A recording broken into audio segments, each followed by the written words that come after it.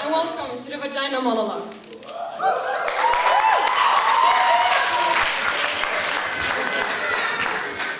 The reason for why we have chosen to set up the play on the 8th of March is because it's the International Women's Day.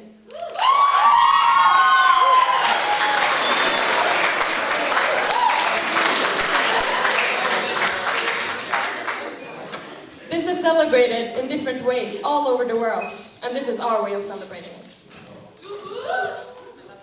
The movement to unite and celebrate women globally started with a march in New York City in 1908, where 15,000 women pounded the pavement, seeking shorter hours, better pay, and voting rights. Then, in 1910, over 100 women from 17 countries, from political parties, trade unions, and women's groups, came together for the International Women's Conference in Copenhagen.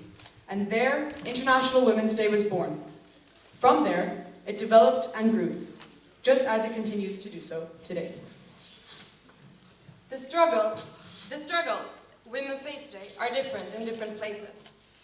A woman in Norway fights for equal pay for the same work. And at the same time, as a woman in Nicaragua, Nicaragua's health is at risk because she is refused an abortion. At the same time, a woman in Saudi Arabia can't leave her house because her husband is at work. All these problems are very different, but they are all very important. Today is a day where we don't hold particular women in regard, for there are no case studies of womanhood.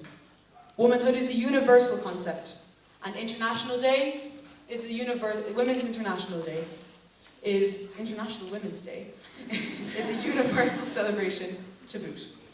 Today, it is time to remember that while these struggles may be hugely diverse and affect us according to who we are, how old we are, how we live, the money we earn, and how we are treated, they bring us together in the spirit of this universal concept of womanhood. Today, we remember that although we are all different, we are all women, and women have the potential to unite and to stand together to support each other through common understanding. This empowers us to overcome things that we cannot tackle when we are isolated, segregated, or alone. Benjamin Franklin once said, "We must all hang together, or assuredly we shall all hang separately." In my family, equality between men and women was never something you could question. My mom and dad took equal amount of time off after my birth, even though it might have been more beneficial for my mom to take less time off, because she earned more money than my dad. My sister and I also have the last name of our mom. Not to make a point showing that women's last names also could be passed on, but because my parents simply preferred the name. And because my parents simply preferred the name, and they chose to use the freedom they had to pick the name themselves. Later on, I realized that equality can't be taken for granted. This happened because of reasons you will see many of in the following monologues. And this is also the reason I celebrate the 8th of March, and will continue to do so until we can take equality for granted. March 8th is not an official holiday for me, and it is therefore not surprising that until about 3 or 4 years ago it went entirely unnoticed. It was not until coming to UWC and realizing the scale of its significance for so many people here that I began to contemplate the concept to a wider extent. I consciously decided that I would use this day for the reflection of the concept of womanhood and to ponder the influence that important women have played in my life. Today I think of the long line of strong, independent women on my mother's side of the family. I think of my mother raising me alone. I think of her mother doing the exact same thing for her. I remember asking my mother about her life and the difficulties she faced raising me alone when I was little, and her sharing her experience with me, mentoring me, and preparing me for what was next for me. I always told her that I probably would never become a single mother, pondering the relevance of what she was telling me. But she always just told me instead that, of course, we all endure different challenges, to different degrees of severity. But regardless of that, it was essential to observe all these challenges, as they can help you to pick yourself up and dust yourself off after you have fallen, no matter how, when, or why you had fallen. I think of the relationship I have to these women, and I ponder how they have changed me and how they have shaped me.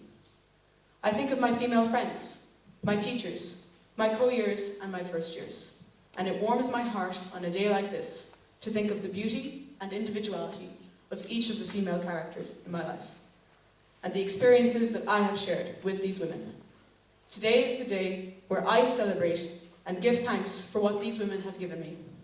The smiles, the tears, the joy, and the pain, each as significant to me as the last, and each an essential part of my being. I wish to make a personal encouragement to all of you here to use this occasion to do the same. To think of, and perhaps to thank, the women who are special to you. Whether she is a friend, a teacher, a partner, a mother, a wife, or a sister, or the slightest positive influence in your life. Think of her and celebrate her, because it's her day today.